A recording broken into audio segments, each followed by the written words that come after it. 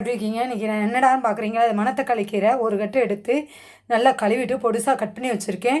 இது வந்து பொரியல் சிம்பிளாக பண்ணிடலாம். இந்த மெத்தடில் பண்ணி பாருங்கள், செம்ம டேஸ்ட்டு அட்டகாசமாக இருக்கும். இது மருத்துவ குணங்கள் வந்து அவ்வளோ நிறைந்தது. வாய்ப்புண் வயிற்றுப்புண் ஆற்றும், ரொம்ப நாள்பட்ட அல்சரை கூட இது வாரத்தில் 3 நாள் 4 நாள் சாப்பிட்டு வந்தீங்கன்னா குணப்படுத்தும். எல்லாருக்குமே 2வது பார்த்தீங்கன்னா, ஒவ்வொருத்தர் சொல்லுவாங்க சோம்பேறியாக இருக்குது, எங்களால் வேலையே பார்க்க முடியல அப்படி சொல்கிறவங்களுக்கு அது வந்து எனர்ஜி லெவல் சுறுசுறுப்பாக்கும். இன்னொன்று பார்த்தீங்கன்னா, நானே ரொம்ப கேள்விப்படுவேன், அக்கா நான் ரொம்ப நாளாக தலைவலி இருக்குது அப்படிலாம் சொல்கிறவங்களுக்கு வந்து இது தொடர்ந்து வாரத்தில் ஒரு 3 நாள் எடுத்து பாருங்களேன், நாள்பட்ட தலைவலியே நீங்கும்.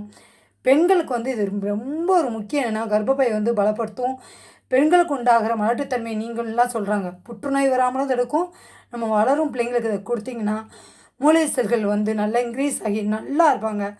2வது நோய் எதிர்ப்பு சக்தி அதிகமாக இருக்குது. இப்போ தலைவலி, சளி, காய்ச்சல், இப்போ வந்து கிளைமேட் சேஞ்செல்லாம் பரவுது.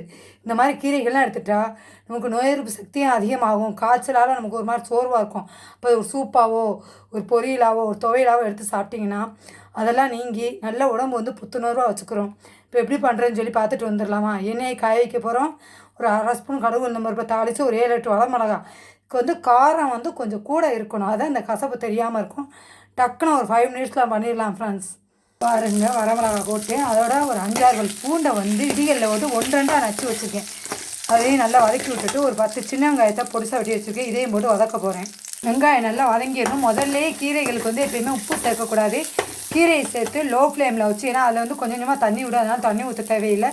லோ ஃப்ளேமில் வச்சே தான் வதக்கணும்.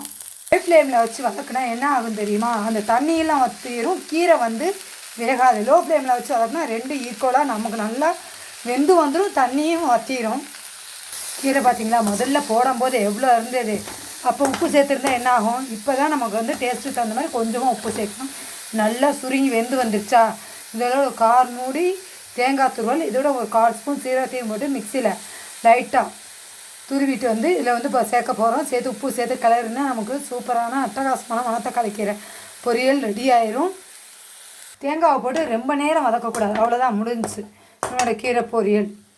இங்கே பாருங்கள், டேஸ்ட்டும் பார்த்தாச்சு, செம்ம அட்டகாசமாக இருக்குது. இது மாதிரி நீங்களும் பண்ணி பாருங்கள். பிடிச்சா லைக் பண்ணுங்கள், ஷேர் பண்ணுங்கள், சப்ஸ்கிரைப் பண்ணுங்கள். பக்கத்தில் உள்ள பெல் பட்டன் வந்து கிளிக் பண்ணி வச்சுக்கோங்க. அடுத்து ஒரு புது ஹெல்த்தான வீடியோவில் தான் உங்களை வந்து நான் சந்திக்க போகிறேன். இந்த மாதிரி பண்ணி பாருங்கள் ஃப்ரெண்ட்ஸ். தேங்க்யூ, பாய்.